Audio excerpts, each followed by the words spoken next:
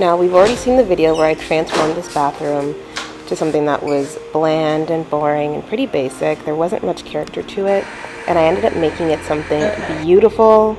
And so I'm going to show you how exactly I did the renter-friendly floors. So what you're going to do actually is dry fit your tiles. This means you're laying them out before sticking them down. This helps you figure out the pattern. This figures out if you need more tiles. This tells you if there might be a imperfection on the tile and you want to move those around. You want to make sure that you have everything laid out before you stick anything down. Most important step to do before sticking anything down. Now, how to make this renter-friendly is using this barrier method. I personally love this. This is the favorite product that I like using to make sure everything's renter-friendly and makes everything not slip around. So what I do is take an X-Acto knife and fit it into the room. So that means making sure everything is seamless on the floor, cutting around the toilets, the sinks, everything like that, and really making sure it's a seamless fit, because this is the most important part.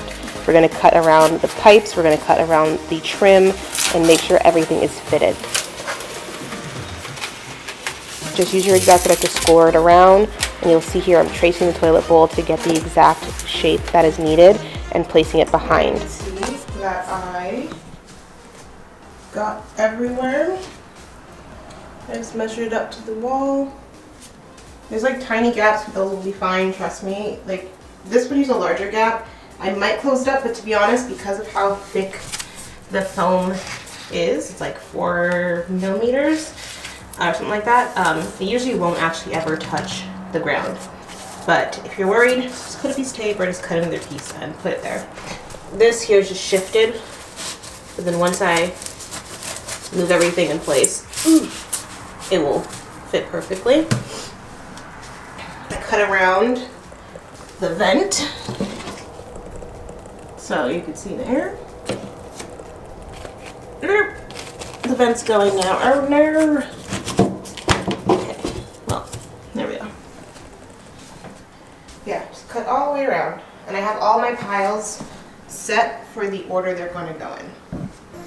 Now it's time to install. I picked these tiles because I liked how it looked like a faux tile effect with a chevron style, and I felt like it was bold enough to be a statement, but also complemented the wallpaper and everything else I did in this bathroom.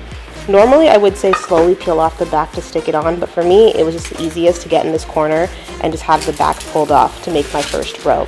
And as you see, I'm putting the tip down first and slowly applying it. I'm not going to be doing any grouting like I did previously in my old bathroom. I'm actually going to have them touching with the seams just because of the style of this personal tile. You want to repeat the steps of removing it, and what I did here is I cut out the sink basin and the pipes in the back to have it fitted, and I made 2 slots, if you've seen in the back, so that I can slide the pipe in and have it covered.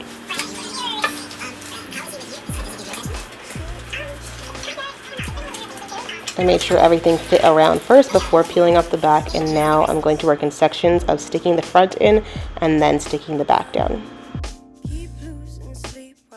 And then I'm going to continue around the bathroom of just adding the tiles in. It is honestly very easy once you know how you want to configure the tiles in the room. It's honestly a pretty standard peel and stick. There's nothing too fancy to this technique. I definitely made it a lot more easier for myself this time around than when I did my previous apartment bathroom makeover, when I had to do the grouting and spacers. Now here I made sure to cut around the vent so it fits perfectly in the spot, as you see. And then here I'm going to show you guys how I actually got the pattern to match. I flipped it over to the other side because when I lay it down, it's actually going to fit in perfectly. And then I measured out the line as to where I scored it. And then I'm going to line that up so I know, okay, I'm cutting here, and then I'm just double checking the measurements. Having a straight edge or something that can help you make a 90-degree angle will definitely be an asset to doing this, to make sure that everything is going to be correct when I put it in. And then when you put it in, you'll see that it perfectly matched that part.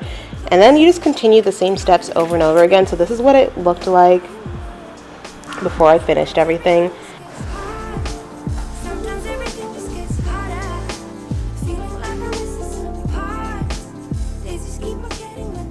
And then now I'm done, and I think it looks amazing.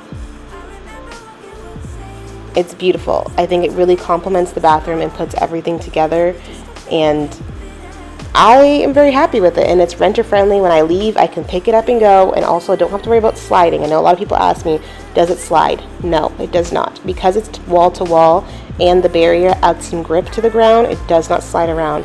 You also have to remember to caulk around the base of your floors once you're done installing it, and that also adds a bit more protection. And then enjoy your floors. Look at this bathroom makeover. If you haven't checked this bathroom makeover out, definitely go check it out. I'll link it down below and potentially put it in the eye up the top. But I think it turned out lovely. Let me know if you try this out yourself.